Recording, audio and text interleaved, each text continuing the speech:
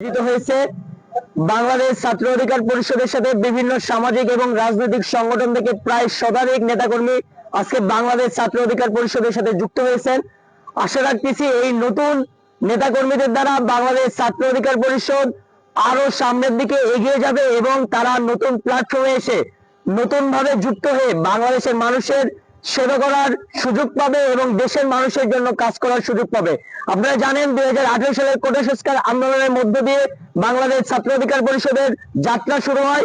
2018 কোটা সংস্কার আন্দোলন থেকে শুরু করে 2024 সালের রাষ্ট্র সংস্কার আন্দোলন পর্যন্ত বাংলাদেশের সারা দেশের 64 জেলায় ছাত্র অধিকার পরিষদের নেতাকর্মীরা অন্যায়ের বিরুদ্ধে প্রতিবাদ জানিয়ে দেশের মানুষের কথা বলে বা ফ্যাসিবাদী আমলে ফ্যাসিবাদের রক্ত চক্ষুকে উপেক্ষা করে সাধারণ মানুষের অধিকার আদায়ে সচেষ্ট থেকেছে এই বাংলাদেশ ছাত্র অধিকার পরিষদ।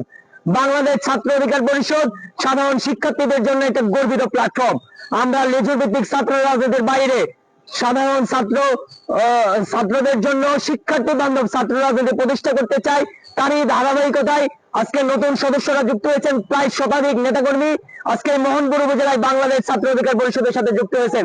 তাদেরকে আমরা বাংলাদেশ ছাত্র অধিকার পরিষদের পক্ষ থেকে আন্তরিক ধন্যবাদ জানাই এবং আমাদের এই প্ল্যাটফর্মে তাদেরকে স্বাগত জানাই। আমরা চাই যে তাদেরকে সাথে নিয়ে বাংলাদেশ ছাত্র অধিকার পরিষদ আরো সামনের দিকে এগিয়ে যাবে এবং প্রত্যেকটা শিক্ষা প্রতিষ্ঠানে লেজুর ভিত্তিক ছাত্র রাজনীতি পরিহার করে সাধারণ শিক্ষার্থীদের জন্য শিক্ষা বান্ধব রাজনীতি আমরা প্রতিষ্ঠা করতে পারবো। প্রত্যেকটা শিক্ষা প্রতিষ্ঠানে আমরা চাই যে ছাত্র সংসদ চালুর মাধ্যম দিয়ে সাধারণ শিক্ষার্থীদের কল্যাণে শিক্ষার্থী বান্ধব ছাত্র রাজনীতি প্রতিষ্ঠা হোক। এই ছাত্র অধিকার পরিষদ সাধারণ মানুষ এবং সাধারণ শিক্ষার্থীদের জন্য সামনের দিকে অগ্রসর হবে এবং সাধারণ মানুষের অধিকার আদায়ে সর্বদা সকলের পাশে থেকে কাজ করে যাবে ইনশাআল্লাহ।